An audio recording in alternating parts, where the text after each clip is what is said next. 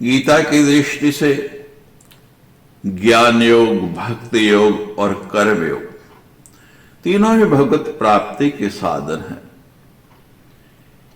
हैं तो तीनों ही स्वतंत्र, परंतु यहां ऐसा समझना चाहिए कि जिसका कर्म योग सिद्ध हो जाएगा उसका ज्ञान और भक्ति योग ये स्वयं ही सिद्ध हो जाएंगे, स्वतः ही सिद्ध हो जाएंगे। जिसे ज्ञान योग से परम तत्व की प्राप्ति होती है उसके कर्म योग और भक्ति योग स्वतः ही सिद्ध हो जाते हैं। इसी प्रकार भक्ति मार्ग के भी ज्ञान योग और कर्म योग स्वतः सिद्ध हो जाते हैं। ये तीनों एक दूसरे से जुड़े हैं, सेल्फ इंक्लाइड है। और हनुमान जी ऐसे ही भक्ति योगी हैं कि उनके ज्ञान योग और कर्म योग जो है वो स्वतः ही सिद्ध हो गए हैं। श्री हनुमान जी की निश्चित धारणा है कि भक्ति स्वतंत्र है, उसे किसी भी अवलंबन की आवश्यकता नहीं है। अगर आपकी भक्ति दृढ़ है तो केवल आप भक्ति करते रहो, कोई कर्म करो ना करो, ज्ञान है या नहीं है, आप भक्ति की उस मार्ग पे चलते हुए ही अपने लक्ष्य तक पहुंच जाएंगे। इसीलिए उन्होंने ज्ञान साधन के अधिकारी होते हुए भी अनन्य भक्ति का ही आश्रय लिया है। भगवान श्री कृष्ण ने गीता में अनन्य भक्ति का जो स्वरूप दिखाया है, मत करम कृन मत परमो मद भक्त संग वर्जित निर्वैर सर्वभूतेषु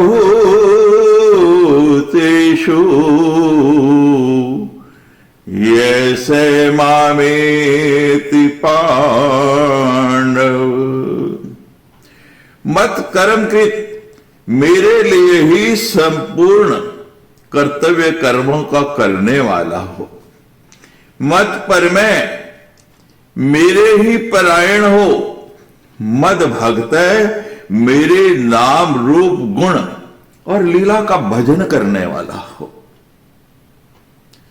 संग वर्जित, आसक्ति रहित हो और सर्वभूतेषु निर्वैर, संपूर्ण भूतों प्राणियों के प्रति जिसमें कोई वैर भाव नहीं है, कोई द्वेष नहीं है, वही मेरा भक्त है। और हनुमान जी के अंदर ये पांचों के पांचों गुण हैं, पूर्ण रूप से समाहित हैं। मत कर्म कृत का तात्पर्य है समस्त कर्मों को करते हुए भगवान को ही अर्पित कर देना है। अर्थात मन बुद्धि से यह निश्चय कर लेना है कि मैं भगवान को सर्वथा अर्पित हूं। मेरे परम प्राण प्रिय केवल भगवान ही है। वास्तव में मत कर्म से उन कर्मों की ओर संकेत किया गया है जो भगवान के परायण को होकर केवल भगवान के लिए किए जाते हैं। मन बुद्धि से भगवान को अर्पित होकर कार्य करने का अर्थ यही है कि भगवत कार्य संपादन ही जीवन का परम लक्ष्य है। सच्चा भक्त अपना समस्त जीवन ही प्रभु के लिए समर्पित कर देता है। और श्री हनुमान जी के विषय में तो यह प्रसिद्धि है, उनका अवतरण ही भगवान के काज के लिए हुआ है। राम काज लग तब अवतारा। और ये सुनते ही हनुमान जी ने अपना रूप कैसे लिया, सुनते ही भय पर्वताकारा। श्री हनुमान जी का प्रतिक्षण अथक रूप से श्री राम जी का कार्य संपादन करने में ही लगा रहता है। स्वामी के कार्य की सिद्धि के लिए उन्हें मान अपमान, विश्राम अथवा शारीरिक सुख और छोटे बड़े की भी कोई चिंता नहीं रहती।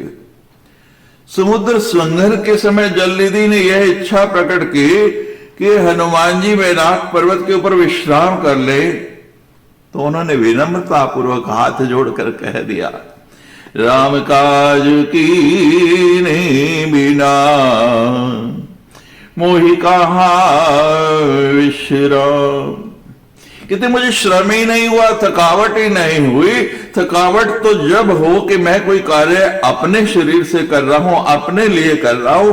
मैं तो अपना प्रत्येक कार्य अपने इष्ट प्रभु के लिए कर रहा हूं, और मुझे लगता है मुझे तो निमित्त बनाया है और सब वही कर रहे हैं, तो फिर मेरे शरीर को थकान होगी भी कैसे? मुझे कोई श्रम हुआ ही नहीं है। मत कर्म का अनुसरण करने वाला भक्त अपनापन समाप्त कर देता है, अपना विलय कर देता है। लंकापुरी में जब मेघनाथ जी ने श्री हनुमान जी के ऊपर ब्रह्मास्त्र का प्रयोग किया तो वो मूर्छित हो जाते हैं, उनको नागपाश में बांध लिया जाता है। भला हनुमान जी बन सकते हैं? इस प्रसंग में शिवजी पार्वती से कह रहे हैं, प्रभु कारज लग कपि बंधावा। हनुमान जी को कभी कोई मान नहीं सकता है, वो बंधे कैसे हैं? भगवान के कार्य के लिए। और मोहि न कछु बांधे कोई लाजा, कीन चाहूं निज प्रभु कर काजा। मुझे बंधने में लाज नहीं है, क्योंकि मैं अपने कार्य के लिए, अपने प्रभु के इष्ट के काम के लिए बंध रहा हूं, तो मुझे इसमें कोई आपत्ति नहीं है, कोई भी कष्ट नहीं है। गीता के इस श्लोक को हनुमान जी पूरी तरह से चरितार्थ कर रहे हैं।